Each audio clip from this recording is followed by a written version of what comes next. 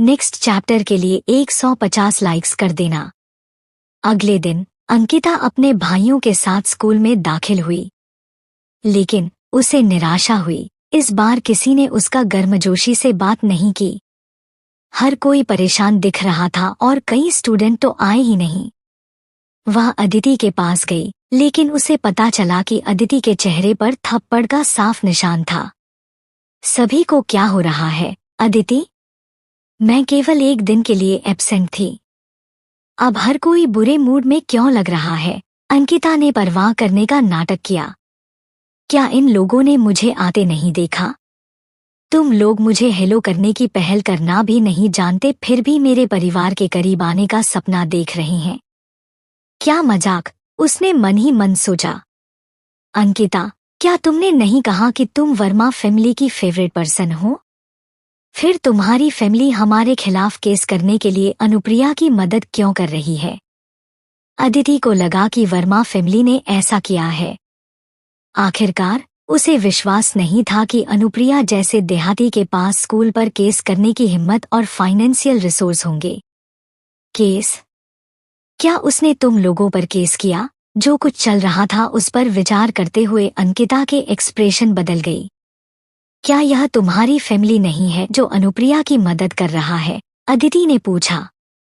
कल रात जब अदिति के पेरेंट्स को लॉयर लेटर और सिविल कंप्लेंट्स मिली तो उन्होंने उसे डांटा। जब वह बच्ची थी तब से उसके फादर ने कभी उस पर चिल्लाया नहीं था, लेकिन इस बार उसने पूरी ताकत से उसे थप्पड़ मारा। Night mode. अभी तक थप्पड़ का निशान कम नहीं हुआ था और न ही इसे फाउंडेशन से ढका जा सका था। यह कैसे पॉसिबल है? मेरे छठे भाई रियान का कार एक्सीडेंट हो गया था। हमारी पूरी फैमिली कल हॉस्पिटल में थी और इस बारे में किसी को पता नहीं था, अंकिता ने अविश्वास से कहा। अदिति के लहजे से उसे पता चला कि अनुप्रिया ने क्लास में सभी पर केस दायर किया था, लेकिन अंकिता को नहीं पता था कि क्यों। फिर क्या अनुप्रिया किसी पावरफुल पर्सन को जानती है? जब मेरे पेरेंट्स को लॉयर लेटर मिला तो उन्होंने कहा कि लॉयर जयदेव हुड्डा है, जिसने कोई भी केस कभी नहीं हारा है। अदिति बहुत घबराई हुई थी। जयदेव से उनके लॉयर का कोई मुकाबला नहीं है। अगर उन्हें दोषी ठहराया गया तो उन्हें स्कूल से निकाल दिया जाएगा और फिर उनके स्कूल के रूल्स के अकॉर्डिंग वह बिना मार्कशीट के ही रह जाएंगी। इससे भी बदतर पूरे शहर में खबर फैल जाएगी कि वो बुली है। अदिति, मुझे कुछ पता नहीं है। इस बारे में क्या ख्याल है? मैं अपने पेरेंट्स से उसे की छोड़ने के लिए कहूंगी। ठीक है, अंकिता ने अपने क्लासमेट को दिलासा देते हुए कहा। यह उसके लिए सबके सामने अच्छा इंप्रेशन छोड़ने का भी मौका था। जब तक डैड और मॉम अनुप्रिया से बात करेंगे वो जरूर मानेंगी। अंकिता ने सहजता से सोचा, केस ड्रॉप करवाना तो बहुत आसान है। अंकिता, यह तुम्हारी सिविल कंप्लेंट। एक स्टूडेंट ने कांपते हाथों से अंकिता को लिफाफा दिया। यह सुनकर अंकिता का पहले से मुस्कुराता हुआ चेहरा तुरंत बदल गया। क्या अनुप्रिया मुझ पर भी केस कर रही है? क्या वह सचमुच नहीं डरती कि मॉम और डैड उसे बाहर निकाल देंगे? उसने हैरानी में सोचा। इस समय अनुप्रिया क्लास के अंदर आई। अनुप्रिया को देखकर अंकिता तेजी से उसके पास चली गई। अनुप्रिया, तुम ऐसा क्यों कर रही हो? हम सभी क्लासमेट हैं। तुम हम पर केस क्यों कर रही हो? अंकिता ने आंखों में आंसू भरते हुए पूछा। क्या वर्मा परिवार को लॉयर लेटर नहीं मिला? ऐसा बिल्कुल नहीं हो सकता। लॉयर के लेटर पर सब कुछ साफ लिखा हुआ है, अनुप्रिया ने बनावटी हैरानी के साथ जवाब दिया। हमें कुछ नहीं मिला। फिर लॉयर से यह छूट गया होगा। डोंट वरी, एक लॉयर इसे बाद में वर्मा रेजिडेंस पर पहुंचा देगा। अनुप्रिया, तुम ऐसा क्यों कर रही हो? अगर मैंने तुम्हें परेशान करने के लिए कुछ किया है तो प्लीज मुझे बताओ, मैं तुमसे माफी मांगूंगी। प्लीज सभी के खिलाफ केस वापस ले लो, वे सभी इनोसेंट हैं, अंकिता ने विनती की। अंकिता के ईमानदार शब्दों से यहाँ हर कोई पूरी तरह टच हुआ। उन्हें सचमुच उम्मीद थी कि अनुप्रिया केस वापस ले लेगी। तुम उनसे यह क्यों नहीं पूछती कि क्या वे सचमुच इनोसेंट हैं? या तुम सचमुच इनोसेंट हो? अनुप्रिया ने मजाक उड़ाते हुए कहा। मुझे कुछ भी कहने की जहमत मत उठाओ। तुम अब से 3 दिन बाद कोर्ट सेशन के दौरान मेरे लॉयर से बात कर सकते हो। अनुप्रिया ने अंकिता जो कुछ भी कहना चाहती थी उसे बीच में ही रोक दिया। अनुप्रिया ने फिर अपना स्कूल बैग अपनी सीट पर रख दिया और पलक झपकते ही अपनी आंखें बंद कर लीं। लेकिन 1 मिनट बाद राकेश उसे प्रिंसिपल के ऑफिस में बुलाने आया। रास्ते में राकेश इस अवसर का लाभ उठाकर अनुप्रिया को केस वापस लेने के लिए राजी करना चाहता था, क्योंकि उसे लगा कि वह कभी नहीं जीत सकती। अनुप्रिया, क्या तुम्हें पूरे स्कूल की दुश्मन बनने का डर नहीं है? क्लास में 49 लोग हैं और तुम अपने अलावा सभी पर केस कर रही हो। क्या तुम्हें लगता है कि तुम्हारे ऐसा करने के बाद फ्यूचर में कोई वाकई स्कूल तुम्हें एक्सेप्ट करने का साहस करेगा? उनका मानना था कि वर्मा परिवार अनुप्रिया को पसंद नहीं करता था। अगर वह सचमुच केस में आगे बढ़ती तो कोई भी उसे सपोर्ट नहीं करेगा। सर, क्या आपको लगता है कि वे इनोसेंट है या मैं राय का पहाड़ बना रही हूँ?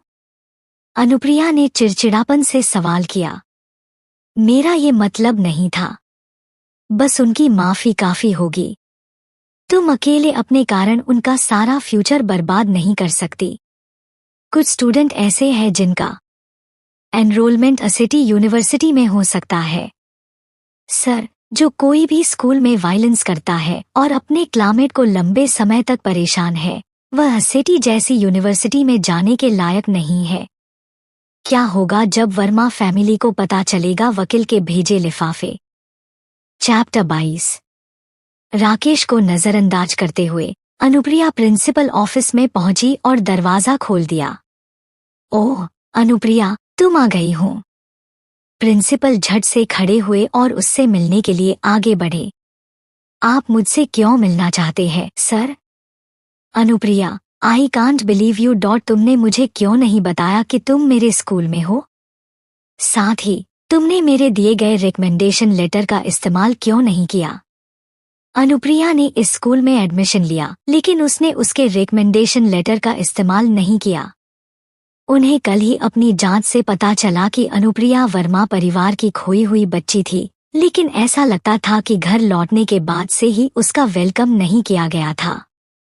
स्कूल में उसका एडमिशन कराने के बाद किसी को भी उसकी भलाई की परवाह नहीं थी। इसलिए एडमिशन के बाद से 2 महीने तक उसके क्लासमेट ने उसे धमकाया।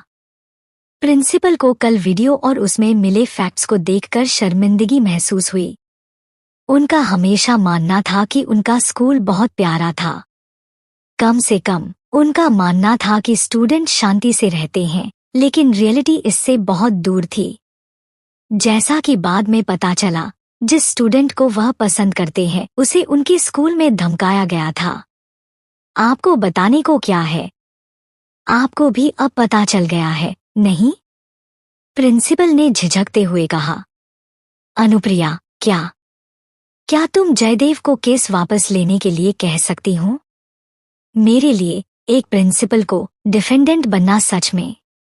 प्रिंसिपल सर, आप ही लोग थे जो मुझे न्याय देने के लिए तैयार नहीं थे, जिससे मुझे अपने लीगल राइट्स और इंटरेस्ट को बनाए रखने के लिए यह रास्ता अपनाने के लिए मजबूर होना पड़ा। अनुप्रिया ने प्रिंसिपल को यह याद दिलाना जरूरी समझा कि यह सब इसलिए हुआ क्योंकि उन्होंने पहले झिझक भरी कार्रवाई की थी। ऐसा नहीं था कि उसने उन्हें मौका नहीं दिया। प्रिंसिपल स्पीचलेस रह गए। सचमुच जैसा अनुप्रिया ने कहा था वैसा ही हुआ। हालांकि तब वह केवल एक दुविधा में थे। उन्होंने इससे निपटने से इनकार नहीं किया था। प्रिंसिपल सर, अगर आप भी मुझे केस वापस लेने के लिए मनाने की कोशिश कर रहे हैं तो समय बर्बाद मत कीजिए, मैं अपना मन नहीं बदलूंगी, उसने आगे कहा। वैसे कोर्ट सेशन से पहले इन 3 दिनों तक मैं स्कूल नहीं आऊंगी, कहीं ऐसा न हो कि आप लोगों को मेरी एब्सेंट से परेशानी महसूस हो। ऐसा नहीं था कि अनुप्रिया ने उन्हें मौका नहीं दिया। उसके पास था, लेकिन उन्होंने इसे इम्पोर्टेंस नहीं दिया, इसलिए वे इसके लिए उसे दोषी नहीं ठहरा सकते थे। कल अनुप्रिया ने सबसे पहले पुलिस को बुलाया और पुलिस और प्रिंसिपल के सामने सबूत पेश किए। लेकिन उनके क्लासमेट डॉट से तुरंत माफी मांगने के लिए कहने के बजाय उन्होंने उसके मुद्दे को कमतर बताने की कोशिश की। जब जयदेव ने कल उसे सिविल कंप्लेंट सौंपी तो उसने उन्हें पहले ही याद दिला दिया कि उन्हें पता होना चाहिए कि 3 दिन बाद कोर्ट सेशन के दौरान क्या करना है। प्रिंसिपल ऑफिस से बाहर निकलने के बाद अनुप्रिया क्लास में वापस गई, अपना स्कूल बैग लिया और टीचर्स द्वारा रोके बिना चली गई क्योंकि उनकी नज़र में वह बहुत दूर जा चुकी थी और उनकी क्लास को अटेंड करने के लायक नहीं थी। अचानक स्कूल ब्रॉडकास्ट सिस्टम बजने लगी। टेस्ट टेस्ट, कोई आवाज एडजस्ट कर रहा था। हेलो एवरीवन, मैं ग्रेड 12 से संकेत राठौर हूँ। यहाँ मैं हमारी क्लास की स्टूडेंट अनुप्रिया वर्मा से माफी मांगना चाहता हूँ। आई एम सॉरी अनुप्रिया, मैं तुम्हारी केयर नहीं की जिसकी वजह से तुम्हें 2 महीने तक हमारे क्लासमेट से बुली सहनी पड़ी। इस बीच मैंने इन सभी चीजों से आंखें मूंद लेने का फैसला किया था। उसने आगे कहा, उन बुलीज की तुलना में मैं कहीं ज्यादा डिस्गस्टिंग हूँ जो एक स्टूडेंट को बुली होते हुए देख रहा था। न केवल मैंने इसे समय पर नहीं रोका बल्कि मैंने टीचर्स को इसकी इन्फॉर्मेशन नहीं दी। तुम्हें ठेस पहुंचाने के लिए मैं गहराई से माफी मांगता हूँ। संकेत के शब्द पूरे एलीट स्कूल में गूंज उठे और जूनियर हाई स्कूल डिपार्टमेंट से लेकर हाई स्कूल डिपार्टमेंट तक सभी को इसके बारे में पता चला। संकेत न केवल क्लास का प्रेसिडेंट बल्कि स्टूडेंट काउंसिल का भी प्रेसिडेंट है। यही वजह थी कि उसके पास रेडियो स्टेशन की एक एक्स्ट्रा की थी। सुबह सेल्फ स्टडी के पीरियड के बाद वह अकेले रेडियो स्टेशन गया और अनुप्रिया से माफी मांगी। उसका इरादा अनुप्रिया से केस वापस लेने के लिए कहना नहीं था। कल वीडियो एविडेंस देखकर वह शर्मिंदा हुआ क्योंकि वह जानता था कि फुटेज में जो कुछ हुआ वह सच था। इसलिए उसका मानना था कि उसके जैसे लोग सबसे डिस्गस्टिंग थे। संकेत की माफी अनुप्रिया ने सुनी जो मैदान में थी। बहरहाल वह केवल गुर्राटे लेती हुई चली गई। इस बीच संकेत की माफी ने हर क्लास में हलचल मचा दी और कैंपस फोरम में भी चर्चाओं का दौर शुरू हो गया। संकेत जब क्लास में वापस गया तो अनुप्रिया को नहीं देख पाया और थोड़ा निराश हुआ क्योंकि वह उससे फिर से माफी मांगना चाहता था। संकेत, तुमने अनुप्रिया से माफी क्यों मांगी? वह हंगामा मचा रही है। हम तो बस उसके साथ मजाक कर रहे थे, अदिति ने शिकायत की। संकेत की माफी बदले में इस मामले की कॉन्फेशन होगी। संकेत, क्या अनुप्रिया ने तुम्हें धमकी दी या कुछ और? प्लीज उस पर गुस्सा न हो। वो सिर्फ जेलस फील करती है कि हमारे पेरेंट्स और भाई मुझसे प्यार करते हैं। वह हर किसी के साथ झगड़ा नहीं करना चाहती। क्लास के बाद मैं उससे माफी मांगूंगी। वह केस जरूर वापस लेंगी। प्लीज उसे दोष मत दो। संकेत, अंकिता बोलते बोलते धीरे धीरे सिसकने लगी। संकेत ने यह सोचते हुए अपनी आईब्रो हल्की सी सिकोड़ ली। अंकिता किस बारे में बात कर रही है? मैं एक भी शब्द क्यों नहीं समझा? संकेत ने गहरी आवाज में जवाब दिया, किसी ने मुझे धमकी नहीं दी। मैंने खुद माफी मांगी। मेरा सुझाव है कि तुम लोग भी जल्द से जल्द ऐसा करो। इसके साथ ही वह अंकिता को नजरअंदाज करते हुए अपनी सीट पर वापस चला गया। 1 घंटे बाद संकेत को उसकी माँ का फोन आया। केस ड्रॉप हो गया। मम्मा, ठीक है, मैं समझ गया। इसके बाद उसने फोन रख दिया और मन में सोचा, अनुप्रिया ने मेरे खिलाफ केस वापस ले लिया। लेकिन क्यों? सुबह मेरी माफी के कारण? लेकिन मैं ईमानदारी से माफी मांग रहा था, उसे केस छोड़ने के लिए नहीं। उसने कहा, मैं कोर्ट में कबूल कर सकता हूँ और माफी मांग सकता हूँ और उसे कंपनसेशन दे सकता हूँ। जब संकेत के डेस्कमेट ने उसे फोन पर बात करते हुए सुना तो उसने पूछा, केस ड्रॉप हो गया? कौन सा केस? क्लास में सभी ने ध्यान से सुना जब संकेत ने कहा, अनुप्रिया ने मेरे खिलाफ केस वापस ले लिया। मुझे 3 दिन बाद कोर्ट नहीं जाना पड़ेगा। इस पल में संकेत को अंत में समझ में आ गया कि अनुप्रिया क्या चाहती थी। उन्होंने उसके साथ जो किया उसके लिए बस माफी चाहती थी। संकेत की बातें सुनकर हर कोई स्पीचलेस रह गया। संकेत, तुमने यह कैसे किया? कीर्ति तुम्हारे खिलाफ अपना केस क्यों छोड़ेगी?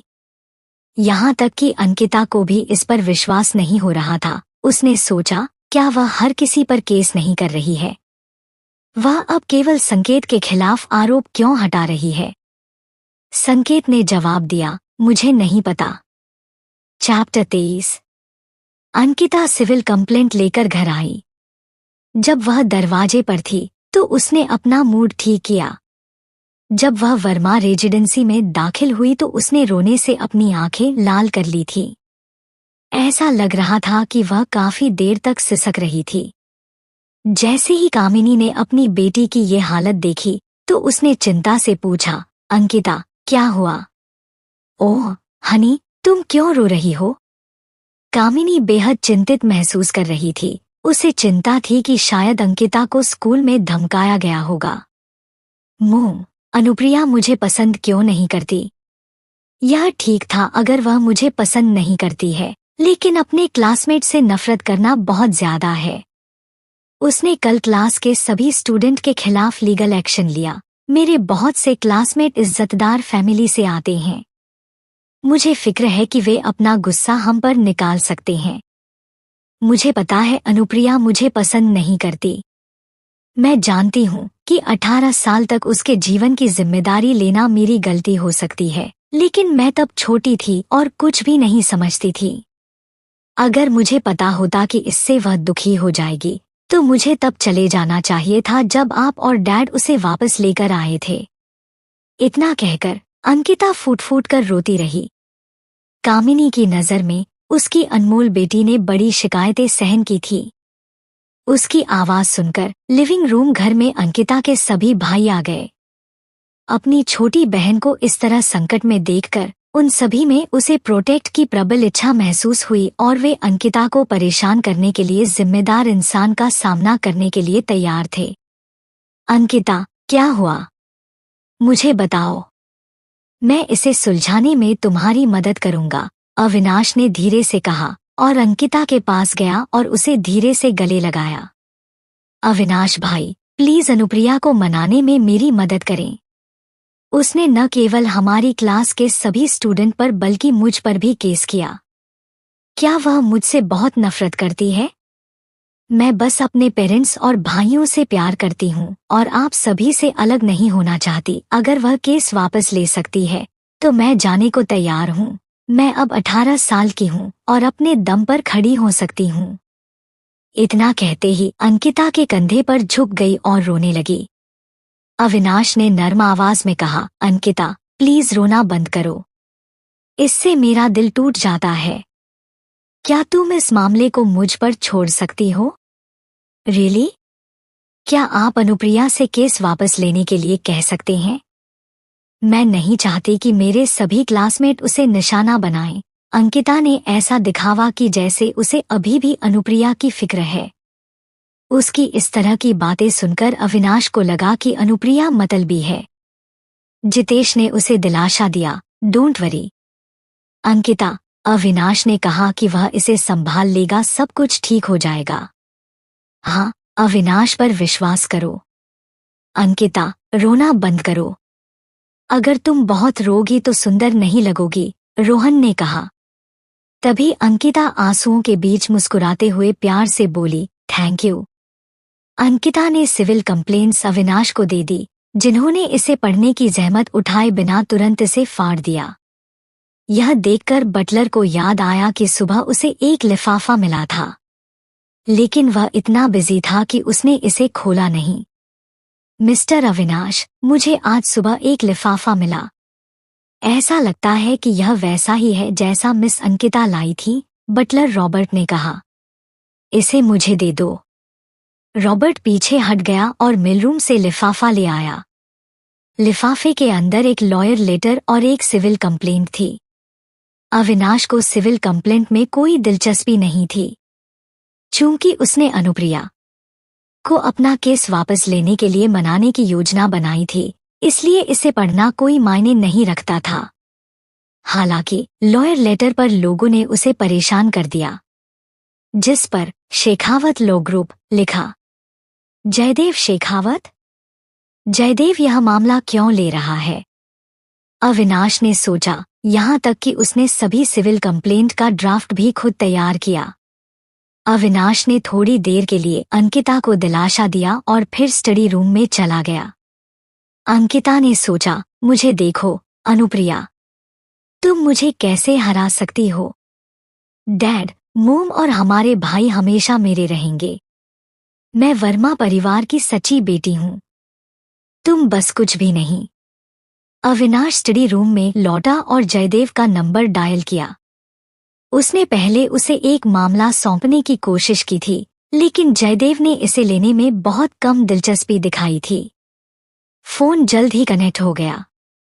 हेलो, जयदेव ने पूछा। हेलो मिस्टर शेखावत, मैं अविनाश वर्मा बात कर रहा हूँ। कौन अविनाश वर्मा? जयदेव ने जवाब देने के बाद लाइन के दूसरे छोर पर थोड़ी शांति थी। जयदेव को कुछ याद आया और उसने तुरंत कहा, ओ मिस्टर वर्मा, तो ये आप है, आपको मुझसे क्या काम आ गया?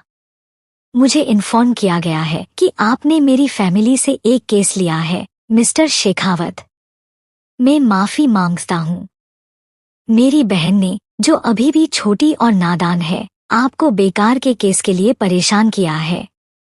क्या आप केस वापस ले सकते हैं? मिस्टर वर्मा, क्या यह मैसेज आपकी ओर से है या मिस अनुप्रिया की ओर से है? जयदेव ने पूछा। क्या कोई अंतर है? अविनाश ने जवाब दिया। बेशक यह है। अगर यह आपका विचार है तो मुझे यह कहते हुए अफसोस है कि मैं आपकी इच्छाओं को पूरा नहीं कर सकता मिस्टर वर्मा। अगर यह मिस अनुप्रिया का विचार है, प्लीज उनसे बात करिए कि वो खुद मुझसे इस मामले में बात करे। जयदेव एक स्मार्ट और एक्सपीरियंस पर्सन था। एक अमीर परिवार के लिए अपने मेंबर्स की ओर से फैसले लेना आम बात थी, लेकिन जयदेव को केवल प्रोफेशनल स्टैंड पॉइंट से अनुप्रिया को सर्विस देना था। जहां तक केस को वापस लेने की बात है, वह तब तक रिक्वेस्ट का फॉलो नहीं करेगा जब तक अनुप्रिया अपने नंबर से कॉल नहीं करती। मिस्टर शेखावत, क्या आप मेरी बात पर शक कर रही हैं? बोलते समय अविनाश के चेहरे पर गुस्से की झलक दिखी। उसने सोचा कि जयदेव काफी जिद्दी था। ऐसा नहीं है मिस्टर वर्मा। मिस अनुप्रिया ने साफ कहा है कि जब तक वह खुद केस को छोड़ने का फैसला नहीं करती हैं, किसी और को उनकी ओर से बोलने का हद नहीं है। अगर मिस अनुप्रिया केस वापस लेना चाहती हैं, तो वो मुझे कॉल कर देंगी। मुझे कुछ और करना है मिस्टर वर्मा, गुड नाइट। फिर जयदेव ने अविनाश को फोन रख दिया। अविनाश को उम्मीद नहीं थी कि उसकी रिक्वेस्ट को रिजेक्ट कर दिया जाएगा। जैसा कि बाद में पता चला, अनुप्रिया ने पहले ही इस पॉसिबिलिटी के लिए तैयारी कर ली थी कि वे उसकी ओर से केस वापस लेने की कोशिश कर सकते हैं। क्या वर्मा फैमिली कामयाब होगी? इस केस को वापस अनुप्रिया खारिज करवाने में जाने के लिए पढ़िए अगला पार्ट। चैप्टर 24। अगले दिन अविनाश स्कूल गया लेकिन अनुप्रिया को नहीं ढूंढ सका। अगले दिन भी वही हुआ। कोर्ट ट्रायल से पहले वो अनुप्रिया से मिलने में कामयाब नहीं हो पाया था। कोर्ट में अनुप्रिया को देखते ही अविनाश गुस्सा हो गया।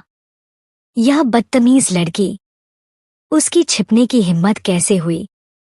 उसने मेरी कई ट्रिप बर्बाद करवा दी। अविनाश ने गुस्से में सोचा।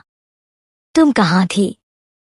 तुम स्कूल क्यों नहीं आ रही थी? अविनाश ने उनके मुठभेड़ के तुरंत बाद अनुप्रिया पर आरोप लगाया और मांगों की झड़ी लगा दी। जल्दी करो, तुरंत जयदेव को फोन करो और उसे बताओ कि तुम किस वापस ले रही हो। उसके बाद तुम्हें अपने सभी क्लासमेट और टीचर्स से माफी मांगनी है। उसने आगे कहा, अंकिता बीमार पड़ गई क्योंकि तुमने उस पर केस दायर किया था। घर जाओ और तुरंत उससे माफी मांगो। अनुप्रिया ने चुप होकर अविनाश की ओर देखा। क्या यह सचमुच वर्मा ग्रुप का सीईओ है? वह बेवकूफ जैसा क्यों दिखता है? वह यहाँ क्या बकवास बोल रहा है? उसने मन में सोचा। अनुप्रिया ने उसे नजरअंदाज कर दिया और सीधे कैंपस में चली गई। अविनाश को पूरी तरह से नजरअंदाज कर दिया गया। अनुप्रिया, तुम्हें क्या हुआ? मैं तुमसे मिलने आया था। तुम्हें मेरे सामने अनाप शनाप बोलने के बजाय मेरा आभारी होना चाहिए, अविनाश गुस्से से दहाड़ा। क्या वह वर्मा रेजिडेंस डॉट पर वापस नहीं लौटना चाहती और उसे सीरियसली नहीं लिया जाना चाहिए?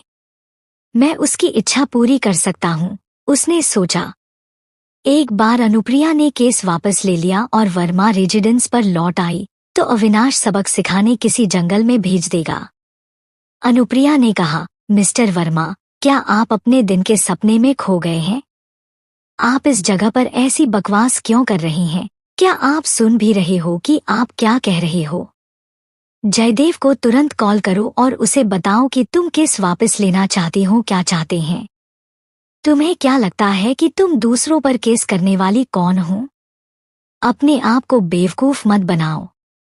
मिस्टर वर्मा, यह तय करना आपके अधिकार में नहीं है कि मैं किस पर केस करूं। यहाँ मेरे पास आपके लिए समय नहीं है। मुझे उम्मीद है कि अंकिता को कल देर नहीं होगी, अनुप्रिया ने अविनाश को चकमा देते हुए कहा और चली गई। अविनाश का चेहरा शक्त हो गया।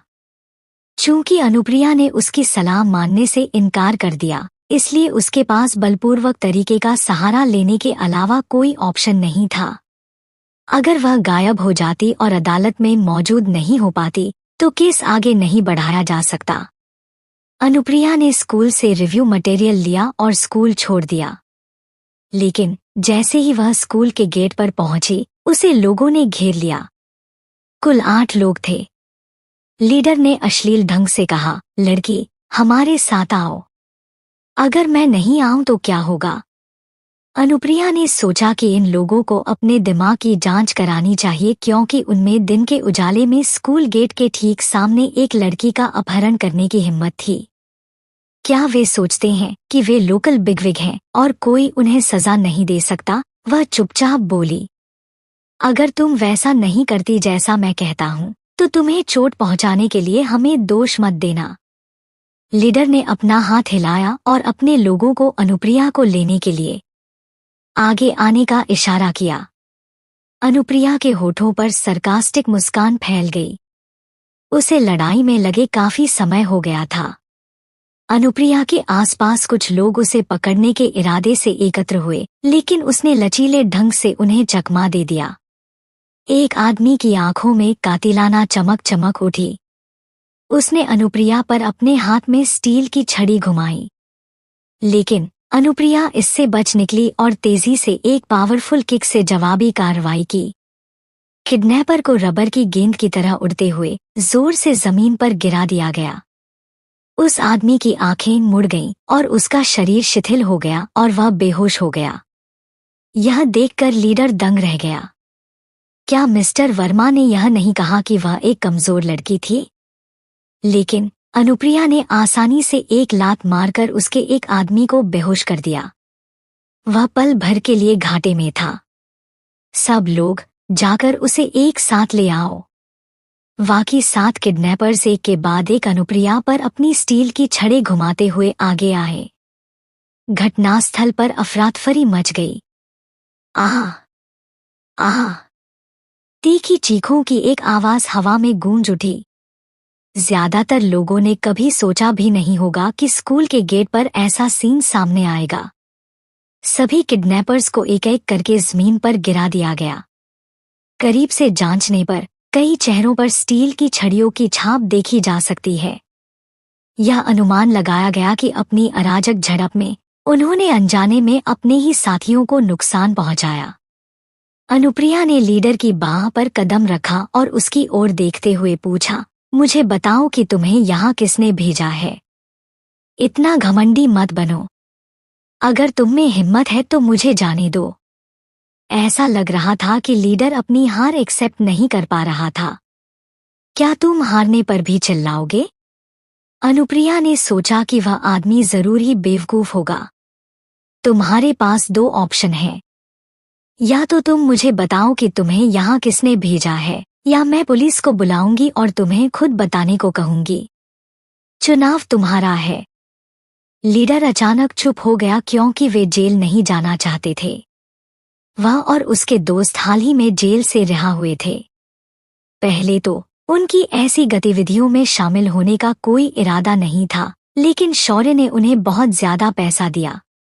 उन्होंने अनुप्रिया को पकड़ने पर उन्हें 1 करोड़ देने का वादा किया। उन्होंने सोचा कि वे बहुत पैसा कमा लेंगे, लेकिन अनुप्रिया ने उन्हें हरा दिया। मैं देख रही हूं कि तुम अभी भी चुप हो। मुझे लगता है कि तुमने दूसरा ऑप्शन चुना है। इतना कहते ही अनुप्रिया ने अपना फोन निकाला और पुलिस को फोन किया। पुलिस को मत बुलाओ। यह मिस्टर वर्मा है जिसने हमसे तुम्हें किडनैप करने के लिए कहा था, लीडर ने अंत में कहा, क्योंकि वह फिर से जेल जाने से डर रहा था। मिस्टर वर्मा कौन है? अनुप्रिया ने पूछा। लीडर ने जवाब दिया, अविनाश वर्मा। अब क्या होगा अविनाश के लिए, अनुप्रिया का एक्शन जाने के लिए पढ़िए अगला पार्ट। चैप्टर 25। वह मुझे किडनैप क्यों करना चाहता है? उसने फिर पूछा। लीडर ने जवाब दिया, मुझे नहीं पता। उसने कुछ नहीं कहा। उसने हमसे सिर्फ तुम्हें 2 दिन और रात के लिए बंद करने और फिर उसे सौंपने के लिए कहा था। इन्फॉर्मेशन जानने के बाद अनुप्रिया ने उनके लिए चीजों को और ज्यादा कठिन नहीं बनाया। इसके बजाय वह सीधे चली गई। उसने सोचा, Avinash, you are really something. तुम एक अच्छे सिटीजन होने का दावा करते हो और मीडिया तुम्हें एक एक्सीलेंट यंगस्टर के रूप में प्रमोट करती है। फिर भी तुमने ऐसी घटिया रणनीति का सहारा लिया। मैं जरूर तुम्हें मशहूर करूंगी। अविनाश ने अनुप्रिया को किडनैप करने के लिए लोगों का इंतजाम करने के बाद वह काम करने के लिए कंपनी में पहुंचा। रात को घर आने पर उसे यह बात याद आई। उसने सोचा कि क्या अनुप्रिया पकड़ी गई। उसने किडनैपर का नंबर डायल किया और पूछा, क्या तुमने उसे पकड़ लिया है? हमने पकड़ लिया है, फोन की दूसरी ओर से मौजूद व्यक्ति ने जवाब दिया। सुनकर बहुत अच्छा लगा, अविनाश ने कहा। मिस्टर वर्मा, क्या मैं पूछ सकता हूँ कि आपने हमसे इस लड़की को किडनैप करने के लिए क्यों कहा? किडनैपर ने पूछा। वह मेरी बहन पर केस करना चाहती है, मैं उसे सबक सिखाना चाहता हूँ, अविनाश ने कहा। अविनाश को कोई शक नहीं था। उसका मानना था कि मामला सुलझ गया है। नतीजतन उसने अंकिता को कल अदालत में मौजूद होने के लिए कहा। अंकिता ने उदास होकर पूछा, अविनाश, क्या तुम अनुप्रिया को केस वापस लेने के लिए नहीं मना सकते? बस कल अदालत में मौजूद हो जाओ। वह वहां नहीं आएगी। रियली? अंकिता को यकीन नहीं हो रहा था। अगले दिन ट्रायल हुआ और 12th क्लास के सभी स्टूडेंट मौजूद थे। संकेत, जिसके खिलाफ अनुप्रिया ने केस वापस ले लिया था, भी मौजूद था। सभी स्टूडेंट्स के साथ उनके परिजन भी थे। न्याय की मांग करने वालों में वर्मा परिवार भी शामिल था, जो अंकिता का सपोर्ट कर रहा था।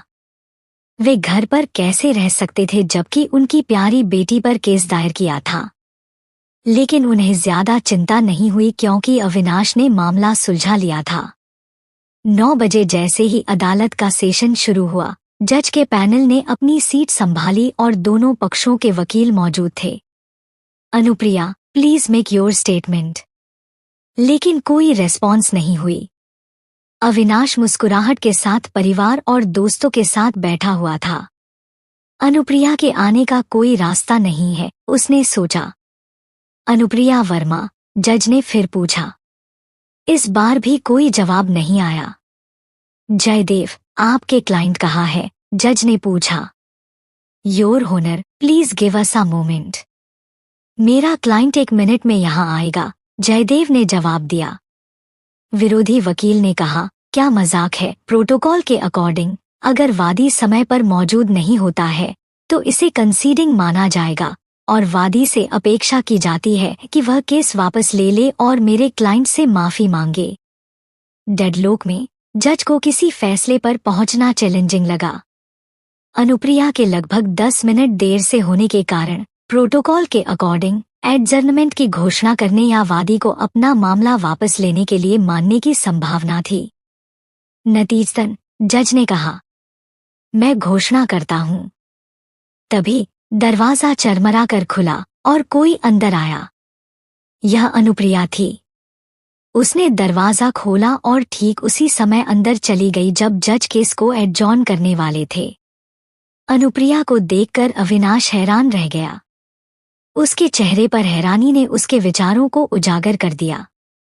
क्या उसस मेरे आदमियों ने किडनैप नहीं किया है? वह यहाँ क्यों है? और वह ठीक समय पर यहाँ है। Apologies for the delay, your honour. इतना कहते ही अनुप्रिया जयदेव के पास गई, फिर विनम्रता से जज से कहा। उसके हर हाव भाव से कॉन्फिडेंस झलक रहा था और ऐसा लग रहा था कि उसे देर से आने का कोई पछतावा नहीं है। Anupriya, you are 10 minutes late. Please explain yourself. मैं अपनी देरी के लिए माफी चाहती हूँ, यू ऑनर, लेकिन मेरे पास एक ठोस कारण है। कोई नहीं चाहता था कि मैं इस केस में शामिल हूँ, इसलिए उन्होंने लोगों को मेरी किडनैपिंग करने के लिए भेजा, जिससे देरी हुई, अनुप्रिया ने बताया। उसकी नजर जज से हटकर उस हिस्से पर गई जहां वर्मा परिवार बैठा था और अंत में अविनाश पर जा टिकी। अविनाश के चेहरे पर सीरियस एक्सप्रेशन थे। उसने मन में सोचा, क्या वो जानती है कि उसकी किडनैपिंग के पीछे का मास्टरमाइंड मैं हूँ? अगर वह जानती भी है तो भी वह इसके बारे में बहुत कम कर सकती है, उसने सोचा। जज ने पूछा, क्या आपके पास कोई सबूत है? किडनैपिंग कोई छोटी बात नहीं थी, खासकर तब जब विक्टिम की किडनैपिंग अदालती सेशन से पहले की गई हो। अनुप्रिया ने मासूम एक्सप्रेशन से जज की ओर देखते हुए कहा, मेरे पास किडनैपर्स का कन्फेशन है और किडनैपर्स इस समय बाहर हैं। योर ऑनर, क्या मैं मास्टरमाइंड पर भी केस कर सकती हूँ? जज उसके मासूम एक्सप्रेशन देखकर दंग रह गए। जज पैनल के सावधानी से विचार के बाद जज ने कहा, अगर यह डिफेंडेंट से जुड़ा है तो इसे इस मामले का हिस्सा माना जा सकता है और इसकी जांच की जा सकती है। जज की बात सुनकर अंकिता हैरान रह गई। उसने सोचा, अनुप्रिया की किडनैपिंग के पीछे कौन हो सकता है? क्या यह अविनाश हो सकता है? अगर ऐसा है तो किडनैपर्स के कन्फेशन के बाद उसकी इन्वॉल्वमेंट का खुलासा होने पर मुझे शर्मिंदगी महसूस होगी। अंकिता को लगा कि उसके पैर कांप रहे हैं और खड़े रहने के लिए उसे संघर्ष करना पड़ रहा है। योर ऑनर, यह डिफेंडेंट में से ही एक से है। यह अविनाश वर्मा, अंकिता का भाई है। उसने मेरी किडनैपिंग की साजिश रची और किडनैपर्स को 1 करोड़ का इनाम देने का वादा किया। मेरे पास किडनैपर्स का कबूलनामा है। योर ऑनर, आप इसे सुन सकते हैं। जज ने कर्मचारियों को सबूत चलाने का इशारा किया और रिकॉर्डिंग शुरू हुई। यह अनुप्रिया और किडनैपर्स के बीच की बातचीत थी। तुम्हारे पास 2 ऑप्शन हैं। या तो तुम मुझे बताओ कि तुम्हें यहाँ किसने भेजा है, या मैं पुलिस को बुलाऊंगी और तुम्हें खुद बताने को कहूंगी। चुनाव तुम्हारा है। मैं देख रहा हूं कि तुम अभी भी चुप हो। मुझे लगता है कि तुम दूसरा ऑप्शन चुनोगे। अब क्या होगा? अविनाश पर भी केस या सभी बच्चे हो जाएंगे इस केस से आजाद जाने के लिए? पढ़िए अगला पार्ट। चैप्टर 26। उसके बाद रिकॉर्डिंग का दूसरा भाग चलाया गया। यह अविनाश और किडनैपर्स के बीच की बातचीत थी। क्या तुमने उसे पकड़ लिया? हमने पकड़ किया। सुनने में अच्छा लगा। मिस्टर वर्मा, क्या मैं पूछ सकता हूँ कि आपने हमसे इस लड़की को किडनैप करने के लिए क्यों कहा? वह मेरी बहन पर केस करना चाहती है। मैं उसे सबक सिखाना चाहता हूँ। एविडेंस को सुनकर अविनाश के एक्सप्रेशन डार्क हो गए। उसे उम्मीद नहीं थी कि किडनैपर्स पिछली रात की उनकी बातचीत रिकॉर्ड कर लेगा। यह सब अनुप्रिया का रचा हुआ खेल था। अनुप्रिया का इरादा अविनाश को यह विश्वास दिलाने का था कि उसकी किडनैपिंग कर ली गई है और वह अदालत में मौजूद नहीं हो सकती, जबकि असल में वह पहले ही किडनैपर्स को संभाल चुकी थी। अनुप्रिया, तुमने अविनाश को फंसाने के लिए नकली सबूत क्यों बनाए? वह तुम्हारा भाई भी है। भले ही तुम मुझसे नफरत करती हो, लेकिन तुम उसे इस तरह नुकसान नहीं पहुंचा सकती। वह तुम्हें किडनैप कैसे कर सकता है?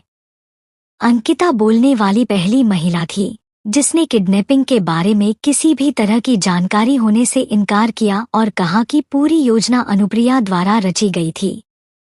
ऐसा करने से अंकिता खुद को आरोप से दूर कर सकती थी, भले ही अविनाश ने किडनैपिंग की बात एक्सेप्ट कर ली हो। किडनैपर्स बाहर हैं और गवाही देने को तैयार हैं। उन्होंने मिस्टर वर्मा से एक चेक लिया, जिस पर अविनाश के सिग्नेचर और एक टाइम स्टैम्प था। यह ढेर सारे सबूत थे। इस अवसर पर रियान को छोड़कर सभी लोग मौजूद थे। सबूत नष्ट करने में उनके लिए बहुत देर हो चुकी थी। अंकिता का चेहरा डर से पीला पड़ गया और उसने एक शब्द भी नहीं कहा, लेकिन उसके गालों से आंसू बह निकले। अनुप्रिया की अग्रेसिव टैक्टिक्स के कारण अंकिता के आंसुओं को देखकर वर्मा परिवार का दिल टूट गया और इससे अनुप्रिया के प्रति उनकी नाराजगी और बढ़ गई। जज ने किडनैपर्स को गवाही देने के लिए बुलाया और उन्होंने सच्चाई का खुलासा किया। फिर उन्होंने अविनाश के नाम पर साइन किए हुए 1 करोड़ का चेक प्रेजेंट किया। क्या अविनाश वर्मा यहाँ हैं? जज की पुकार के जवाब में अविनाश उठ खड़ा हुआ। यो होनर, मैं अनुप्रिया की किडनैपिंग से इनकार करता हूँ। वह मेरी बहन है। मैं उसे किडनैप कैसे कर सकता हूँ? यह सिर्फ एक मजाक था। मैंने नहीं सोचा था कि वह इसे सीरियसली ले लेगी। अविनाश ने इस घटना को एक भाई और उसकी बहन के बीच एक हानिरहित शरारत के रूप में कम करने की कोशिश की। मिस्टर वर्मा, यह शरारत बिल्कुल भी मजाक नहीं है। ईमानदारी से कहूँ तो क्या आप सचमुच मुझे अपनी बहन मानते हैं? अगर मैंने आपकी प्यारी बहन को कटघरे में खड़ा न किया होता तो क्या आप मेरी ओर देखते भी? और मिस्टर वर्मा, मेरे साथ मजाक करने के लिए 8 किडनैपर्स पर 1 करोड़ खर्च कर रही हैं। अनुप्रिया ने आगे कहा, इसके अलावा अगर मेरी याददाश्त सही है तो मेरा वर्मा परिवार से कोई संबंध नहीं है। अनुप्रिया ने कोई दया नहीं दिखाई और सभी को बताया कि वर्मा परिवार उनकी गोदली हुई बेटी का पक्ष लेता है। अविनाश अब अपनी नकली मुस्कान बरकरार नहीं रख सका। उसे उम्मीद नहीं थी कि अनुप्रिया उसकी बातों का खंडन करने की हिम्मत करेगी। क्या वह सचमुच वर्मा परिवार में वापस आने का प्लान नहीं बना रही है? क्या वह सोचती है कि यह हमारा ध्यान खींचेगा? क्या मजाक! उसने मन ही मन मजाक उड़ाया।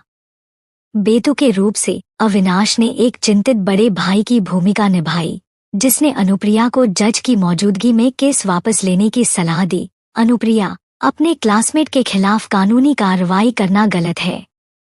अब केस वापस लो और जज के सामने उनसे माफी मांगो और हम इस बारे में भूल जाएंगे।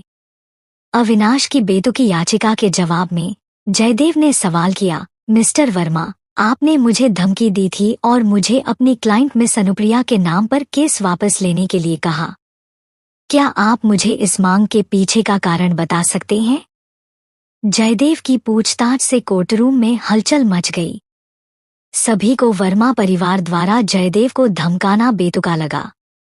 अविनाश के चेहरे पर उदासी के भाव थे।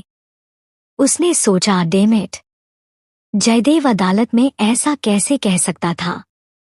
मुझ पर न्याय में बाधा डालने का आरोप लगाया जा सकता है। ओह, उसने तुमसे बात की? अनुप्रिया ने दिलचस्पी से जयदेव की ओर देखते हुए कहा। जयदेव ने शांति से कहा, हाँ, लेकिन मैं केस तभी वापस लूंगा जब क्लाइंट खुद मुझे केस वापस लेने के लिए कहे। मैं दूसरों के भेजे गए मैसेज पर विचार नहीं करूंगा। तुमने मुझे कभी फोन नहीं किया, इसलिए मैंने उसकी रिक्वेस्ट को नजरअंदाज कर दिया। मिस्टर वर्मा, आपने ऐसा क्यों किया? क्या यह अंकिता की वजह से है? आपने अंकिता की वजह से मुझे किडनैप कर लिया। मुझे कहना होगा कि आप एक आउटसाइडर का भाई बनने के लिए काफी काबिल हैं। मौजूद सभी लोगों ने अनुप्रिया के टोन में तंज को पहचाना। अविनाश को भी इसका एहसास हुआ, लेकिन वह इंडिफरेंट रहा। उसे हैरानी हुई कि अनुप्रिया, जो अपनी वापसी के बाद से वर्मा परिवार में सभी की चापलूसी कर रही थी, उसका यह हाल कैसे हो गया। वह मेरी बहन है। क्या मुझे उसकी और उसके क्लासमेट की मदद नहीं करनी चाहिए? क्या तुम चाहती हो कि वह भी तुम्हारी तरह अपने क्लासमेट के साथ खराब संबंध रखे? अविनाश ने अनुप्रिया पर थॉटलेस और इम्प्रॉपर होने का आरोप लगाया। उसका मानना था कि वह इतनी कम उम्र में अपने परिवार के लिए परेशानी लेकर आई और उन्हें वर्मा परिवार की बिल्कुल भी चिंता नहीं थी। अनुप्रिया ने पूछा, क्या आप जानते हैं कि आपकी अच्छी बहन और उसके क्लासमेट ने क्या किया है? अविनाश ने कॉन्फिडेंस से कहा, क्या यह तुम नहीं हो जो स्कूल में अंकिता को धमकाने के बाद विक्टिम की भूमिका निभा रही हो? अविनाश का मानना था कि जो लड़की हमेशा घर पर अंकिता को तंग करती थी, उसने स्कूल में भी उसे बहुत परेशान किया होगा। वह समझ नहीं पा रहा था कि अनुप्रिया में इस मामले को सामने लाने की हिम्मत कैसे हुई। ऐसा लगता है कि मिस्टर वर्मा और वर्मा परिवार के बाकी लोगों ने सिविल कंप्लेंट और वकील लॉयर लेटर को पढ़ने की भी जहमत नहीं उठाई, इसलिए वे यहाँ मानते हैं कि मैं प्रॉब्लम की सोर्स हूँ, अनुप्रिया ने कहा। अनुप्रिया के बाद जयदेव ने अपनी बात जारी रखी, अगर यह डिफेंडेंट के परिवार का ओपिनियन है तो मैं योर ऑनर के सामने एविडेंस प्रेजेंट करना चाहता हूँ। Grant the plaintiff's request to play video evidence. जज ने स्टाफ मेंबर को स्क्रीन पर वीडियो पेश करने का संकेत दिया। यह अनुप्रिया को धमकाए जाने का 10 मिनट का वीडियो था। अनुप्रिया के नए स्कूल में पहले दिन से ही उसके क्लासमेट ने उसके साथ कठोर बर्ताव किया था। समय के साथ बुली बढ़ती गई। उन्होंने उस पर पानी फेंका, उसकी किताबें फाड़ दी और उसकी टेबल भी फेंक दी। उन्होंने उसे टॉयलेट में बंद कर दिया और उसकी टेबल के नीचे मरे हुए चूहे और कनखजूरे भर दिए। ये सब इस क्लास के स्टूडेंट द्वारा किया गया था। यह पहली बार था कि प्रिंसिपल ने इस वीडियो पूरा देखा था। अब उसे एहसास हुआ कि अनुप्रिया इन 2 महीनों में कितनी पीड़ाओं से गुजरी थी। उन्हें अपने स्टूडेंट्स पर शर्म महसूस हुई। एक बार जब वीडियो फिनिश हो गई तो हर कोई चुप हो गया। उन्हें उम्मीद नहीं थी कि उनके बच्चे अपराधियों में से एक थे। जब उन्होंने वीडियो में अपने बच्चों के चेहरों पर दुष्ट मुस्कान देखी तो माता पिता को शर्म महसूस हुई। अब क्या लेगे क्रिमिनल बच्चों के खिलाफ उनके माता पिता एक्शन जाने के लिए पढ़िए अगला पार्ट। चैप्टर 27। अदिति, तुम जो भी कहती हो उसका कोई फायदा नहीं है। मैं दूसरों को माफ कर सकती हूँ लेकिन तुम्हें नहीं, अनुप्रिया ने जोड़ा। जो इंसान पश्चाताप नहीं करता वह माफी का हकदार नहीं होता। हालांकि अदिति की मां ने सिचुएशन को तुरंत समझ लिया। उसकी बेटी महज अंकिता की बिल्ली का पंजा थी। हर कोई जानता था कि वर्मा परिवार अपनी गोद ली हुई बेटी को इस तरह लाड प्यार देता था जैसे वह दुनिया का सबसे कीमती खजाना हो। उसे पूरा यकीन था कि उसकी बेटी का इस्तेमाल किया गया है। यही सोचकर उसने अपनी बेटी को थप्पड़ मार दिया। क्या तुम्हारे डैड और मैंने तुम्हें सही गलत में फर्क करना इसी तरह सिखाया है? अदिति की मां ने अपनी बेटी के चेहरे पर थप्पड़ मारा, जिससे अदिति थोड़ी हक्के बक्के रह गई। मुंह, आपने मुझे क्यों मारा? क्या तुम्हें नहीं लगता कि तुम इसके लायक हो? क्या तुम अपने क्लासमेट के साथ इसी तरह बर्ताव करती हो? क्या तुमने अनुप्रिया को अंकिता को धमकाते हुए देखा या क्या तुमने अनुप्रिया को अंकिता का अपमान करते हुए सुना? तुमने कुछ नहीं देखा और न तुमने कुछ सुना। फिर तुम अंकिता के लिए क्यों बोल रही हो? क्या तुमने वीडियो ध्यान से नहीं देखा? तुम सभी को अंकिता ने इस्तेमाल किया है। उसने दावा किया कि अनुप्रिया ने उसे धमकाया, लेकिन तुम में से कितने लोगों ने इसे देखा? क्या तुम सच नहीं देख सकते? अदिति की मां बहुत गुस्से में थी। उसे हमेशा विश्वास था कि उसकी बेटी झूठ नहीं बोलेगी, इसलिए जब अदिति ने उसे कहानी समझाई तो उसने अदिति पर भरोसा करना चुना। लेकिन अनुप्रिया के बोलने के बाद उसे तुरंत सब कुछ समझ में आ गया। अदिति को समझाने का मौका दिए बिना उसकी मां ने अनुप्रिया से कहा, अनुप्रिया, यह अदिति की गलती है। मैं उसकी ओर से माफी मांगना चाहती हूँ। प्लीज उसे छोड़ दो, चिंता मत करो। 12 तक मैं उसे मेरा घर छोड़ने या तुम्हारे सामने आने की इजाजत नहीं दूंगी। 12 के बाद मैं उसे विदेश भेज दूंगी। अदिति की मां ने अनुप्रिया की ओर सिर हिलाते हुए माफी मांगी। अनुप्रिया ने जवाब में सिर हिलाया, जो उसकी अप्रूवल का संकेत था। अदिति की मां ने अपनी बेटी को मीडिएशन रूम से बाहर निकाला और दरवाजे पर वर्मा परिवार को देखा। उसका गुस्सा तुरंत भड़क उठा। अंकिता, अदिति नासमझ है। वह सिंपल है। प्लीज अपने गोल को अचीव करने के लिए उसकी काइंडनेस का शोषण करना बंद करो। फिर कभी मेरी बेटी के करीब मत आना। फिर वह अदिति को ले गई। अंकिता ने पीले चेहरे के साथ अदिति की पीछे हटती आकृति को देखा। अदिति ने विरोध किया कि वह वापस नहीं जाएगी और जोर देकर कहा कि वह सही थी। जल्द ही वर्मा परिवार को छोड़कर सभी चले गए। अनुप्रिया और जयदेव घर जाने वाले थे जब वर्मा परिवार ने उन्हें मीडिएशन रूम के दरवाजे पर रोक दिया। मिसेज वर्मा और मौजूद सभी वर्मा फैमिली, मैं आपकी कैसे हेल्प कर सकती हूँ? अनुप्रिया ऐसे मुस्कुराई जो दूसरों को आसानी से प्रोवोक कर सकती थी। केस वापस लेने के लिए हमें क्या करना होगा? कामिनी ने ठंडी आवाज में कहा। उसने नहीं सोचा था कि अंकिता बिल्कुल भी गलत थी। वह अनुप्रिया को निराशा और नफरत से देख रही थी। मैं केस वापस नहीं लूंगी, अनुप्रिया ने हर शब्द पर जोरदार जोर दिया। जयदेव ने वर्मा परिवार के सभी लोगों पर नजर डाली और कहा, मुझे आपको याद दिलाना चाहिए कि मेरा क्लाइंट इस मामले में विक्टिम है। अगर आपने मेरे क्लाइंट को केस वापस लेने के लिए फोर्स किया तो अंजाम आपके लिए अच्छा नहीं होगा। इसके बाद अनुप्रिया और जयदेव ने फिर वर्मा परिवार को नजरअंदाज कर दिया और चले गए। लेकिन उस पल में जयदेव ने लॉ फर्म के ऑफिशियल ट्विटर अकाउंट पर एक वीडियो पोस्ट किया था। वीडियो में कीर्ति को एलीट स्कूल में बुली के एक्सपीरियंस को दर्शाया गया है। कैप्शन के साथ, स्कूल वायलेंस स्टेट और लीगल प्रोफेशनल दोनों के लिए बड़ी चिंता का विषय है। हमारी विक्टिम अनुप्रिया, जो हाल ही में एलीट हाई स्कूल में ट्रांसफर हुई है, ने अपने क्लासमेट से 2 महीने तक स्कूल में हिंसा सहन की। पुलिस को बुलाने के बावजूद उसे स्कूल एडमिनिस्ट्रेशन और पुलिस की तरफ से मदद नहीं मिली। लगातार बुली को बर्दाश्त करने में असमर्थ अनुप्रिया ने अंत में सेल्फ डिफेंस में लीगल सिस्टम की ओर रुख करने के लिए मजबूर महसूस किया। हमारी कंपनी हर किसी से रिक्वेस्ट करती है कि स्कूल में होने वाली हिंसा पर गंभीरता से विचार किया जाए। पहली बार शेखावत लॉ ग्रुप का ट्विटर ट्रेंडिंग टॉपिक की लिस्ट में शामिल हो गया। वीडियो के नीचे कमेंट्स की बाढ़ आ गई। मैं हैरान हूँ, क्या ये लोग भी इंसान हैं? जब मैं वीडियो देखता हूँ तो मुझे इतना गुस्सा आता है कि मैं उन्हें मार डालना चाहता हूँ। ओह गॉड! स्कूल क्या कर रहा है? पुलिस क्या कर रही है? की पॉइंट्स पर ध्यान दें। विक्टिम ने पुलिस को फोन किया था, लेकिन उन्होंने इस पर कोई कार्रवाई नहीं की और विक्टिम से केवल शांति से मामले को सुलझाने के लिए कहा। वे शायद बड़े लोगों से अपने लिए मुसीबत खड़ी करने से डरते थे। मुझे बताओ कि कौन सा पुलिस जिला शामिल है? क्या पुलिस को लोगों की सेवा करने में भी दिलचस्पी है? एक यंग लड़की को स्कूल में परेशान किया गया, लेकिन उन्होंने शांति से समाधान की वकालत की।